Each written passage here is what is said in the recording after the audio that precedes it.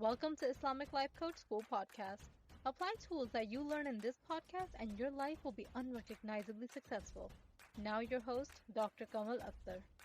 Hello, everyone. Peace and blessings be upon all of you. Today, we're going to be talking about the difference between values and virtues. And the prompt for this podcast came from a recent lecture that I was listening to from an Islamic scholar. He was basically deterring against values, and for good reason. Initially, I was kind of surprised because the word values is used very commonly, even by me. I teach a lot about what we should be aiming towards as goals and destinations. I myself aspire towards the highest values that I can create. But what the scholar was saying, and it's so fascinating to me, was that the notion of values in the Western world leaves behind the highest authority, that is God. When we chase values as defined by the culture, we tend to forget the divine. And I think there's a lot of truth to that.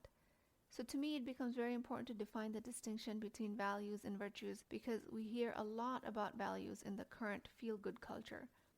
While having values is an excellent notion in itself, I think we can elevate our experience behind our values and goals just because of our faith system. Value is considered to be something you measure against yourself, against your own internal moral compass. You can have a value of respecting others, or you can totally value disrespecting others. And I won't be the judge of that. It just happens to not be my value. I don't want to be disrespectful to others, just like I don't want others to be disrespectful to me. This is based on my own internal moral compass. But the problem is that the internal moral compass is subject to change, rather quickly these days, I might add. And this is all based on social media and ease of access to the newest trends. There is so much hype about identifying your values. Make them really clear. If you don't know them, you don't know where you're going, what you're doing, where you are aiming. And if you don't know that, then you don't know what to work towards, and all your efforts can be a waste. And that is if you make any effort at all, because not having clear values, not having a clear destination will keep you lost, and you are more likely to not take any action at all. They say make language as clear around your values as you possibly can, so you know what you want, and I totally advocate that, and I have been doing that through this podcast. But at the same time, human beings' moral compass changes based on the belief system, and the belief system changes depending on the times you're living in. So if the internal moral compass is ever changing, then it's important to anchor yourself against some non-changing values, and that to me is provided by the guidance in Islam. When you clarify your values and goals, and if you strive to keep it within the bounds of Islam, then you can decide to elevate your intention behind your actions. Then the actions can only be for Allah. Just by that intention alone, it can become a virtue. So how I define the difference is going to become more clear in this podcast. But what I want you to practice this week after you listen to this podcast is to attempt to elevate your intention behind every action you take to be for the sake of Allah. Just like any habit that we try to change, it's not going to come naturally at first. You're going to have to remember and repeatedly remind yourself. But eventually, the elevation of intention will become a habit, inshallah. So a goal or a value could be that I want a certain qualification, or I want to serve people. I want to earn money so I could be a contributing member of society. But at the same time, we are encouraged to stay away from the Western type of thinking around achievements. And yes, I agree, there are some material type of achievements that you can work towards with no end. And we have to come back to remembering and keeping the metaphysical in mind. We as Muslims have to keep the hereafter in mind. So then having a value in itself based on your own internal moral compass of creating money in the world based on your talents, your ability of mind, your able body, your value of service and contribution to the society, that in itself is not a bad thing, but it's also not the best possible thing. If you have a goal of making $100,000 a year income in your professional career as a Muslim woman, then how is it that this is not a materialistic goal? And the answer to that is a big part what you need to do to make this a virtue or a non-material goal is to answer why you're doing it.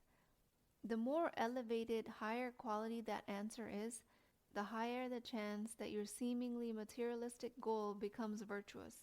I tell you guys that money is the token of exchange of service. If you aim to generate $100,000 or more a year in income through your professional career, whether it's through employment or a business venture or independent contractor. If you set your eyes on that goal, that would mean you have to create that much amount of service in the world for somebody to pay you that much money. As an employee, you would have to create that much service for somebody else's workplace, for them to then pay you that much money. As a business owner, you would have to create that much service for your customers, for them to then pay you that much money. So in that case, if A equals B and B equals C, then A must also equal C. And I love simple math. So in this case, your goal of 100K a year, and this money equals the service you generate, so the goal equals the service you generate. Point here is that coaches, leaders, experts, all different sorts of teachers tell you to make the goal as clear as possible so that it's a benchmark of actually how much service you're creating so that you can measure against how much money you've actually generated. Generating service for what you get paid $100,000 a year in an industry of your choice tells you with subjective factual data that that's the amount of service you've generated. Because money is the token of exchange of service. If you make 30K, if you make 50K, if you make 500K, if you make $1 million a year, no matter what the case is, you will receive money compared to the amount of contribution and service you've created in the world.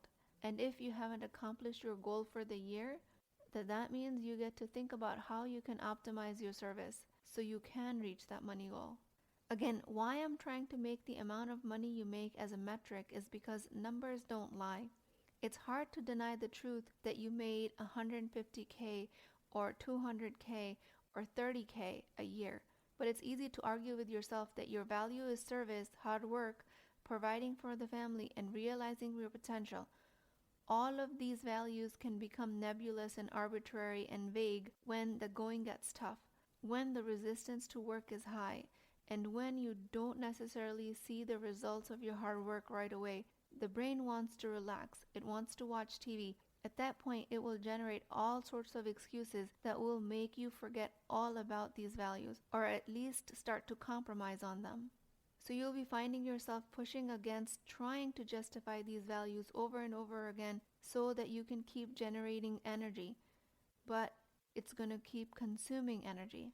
So instead, the brain will offer excuses that will sound factual, like I did enough, I contributed enough, I worked, and that's all I can accomplish of my goals. But when you make money as a marker, it becomes harder for the brain to create vagueness around it because money is tangible and subjective. So our goal of 100K worth of service in the world is as clear of a goal as we can get it because we have a solid system to measure it. Once we have that clear goal, then we can transfer our energy into focusing on the process. But then again, back to my original question, how to not make this 100K goal materialistic? Must you work for a non-profit? Must you only teach Quran for your goal to be honorable? An easy way to turn your goals and values into virtues is that you elevate your intention behind them. All virtues are values, but not all values are virtues. Value of respect, tenacity, service, tranquility, pride of hard work, dedication to using your mental and physical capabilities, all of them make excellent values. And as seen, they are based on high internal moral compass from the current culture. But they become virtues only with the intention that you execute all of these tasks for the sake of Allah. If your values have been attached to the money you make, or you're doing it because I'm telling you that it is one tangible way to create an inordinate amount of service in the world, in a way it will help you break your limiting mindset around money. And when you have gone through that level of coaching, then you can make that value into a virtue by making it less tethered to this world, by elevating your intention more and more behind it. There are 3 levels of intentions behind each action you take. The first level is for yourself. The second level is that you do it for others, including the global benefits of the world, plants, animals. The third and the topmost tier of the intention behind your action is that you do it for the sake of Allah, and only for the sake of Allah. That can include becoming a pharmacist, a technician, sweeping floors, doing laundry for the sake of Allah. So again, 3 tiers of intentions behind goals: for yourself, for others, and the third tier is for the sake of Allah. So initially, when I started to apply this on myself, my brain really started to break. So I'd be in the middle of dusting furniture, and my brain would be like, how can this be for the sake of Allah? My value in itself is that I want a clean house, tier 1.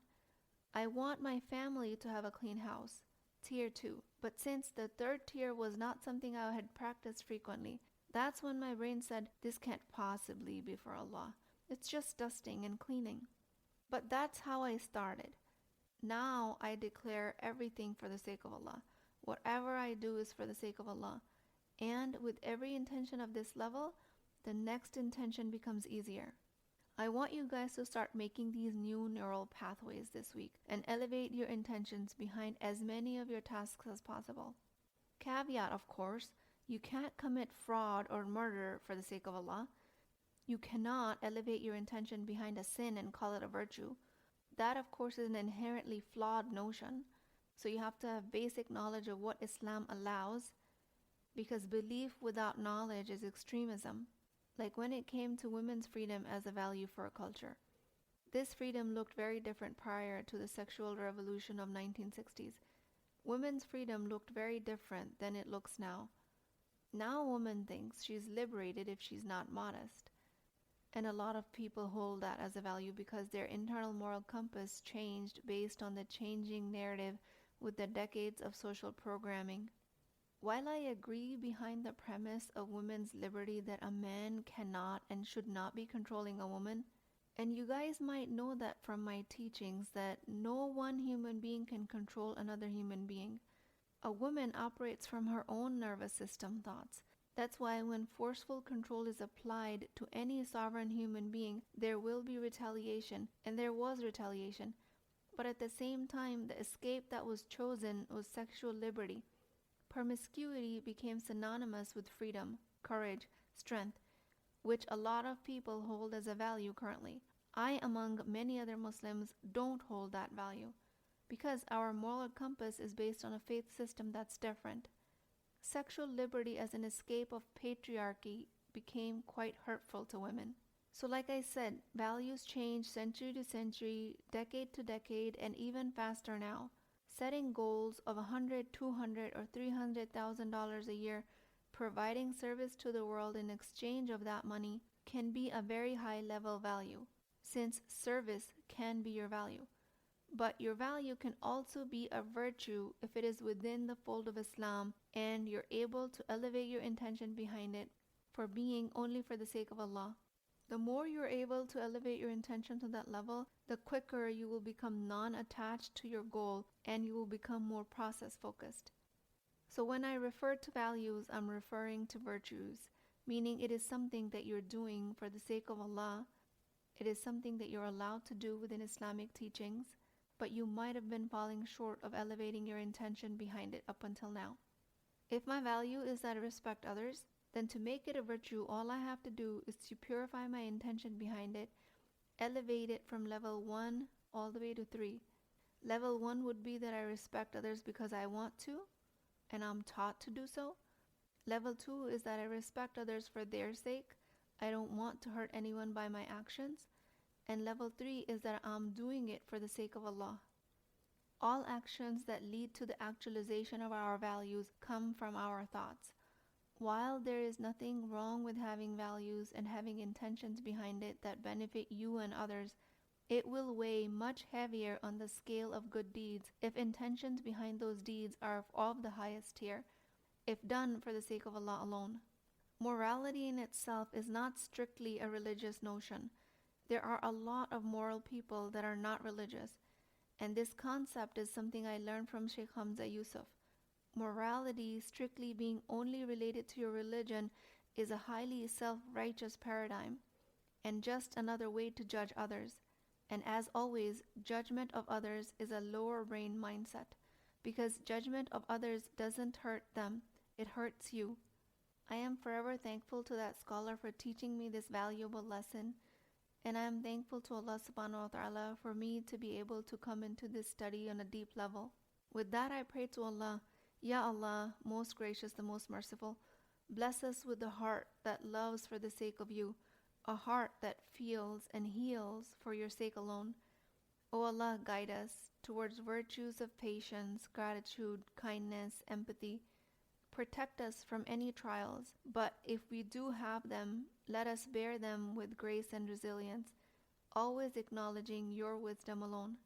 Instill in us the sense of humility that makes us vessels of your great bounty from a pure intention and an elevated heart. O Allah, make us among the virtuous and make our deeds stand in our favor on the day of judgment. Ameen Ya Rabbal Alameen. Please keep me in your du'as. I will talk to you guys next time. If you're interested in getting coached by me, I'm offering a very affordable opportunity to do that with Wisdom Wednesdays. This is not a course, not a lecture. This is an opportunity for live coaching, real change with Islamic adab and etiquette. You do not need more information. You actually need a space to create change. At $19.99 a month, which is the price of takeout dinner, you as a Muslim woman will create confidence, intimacy, and connection without shame or fear of judgment, because your privacy is my highest priority. So join at www.islamiclifecoachschool.com, resources, Wisdom Wednesdays. I'll see you inside, inshallah.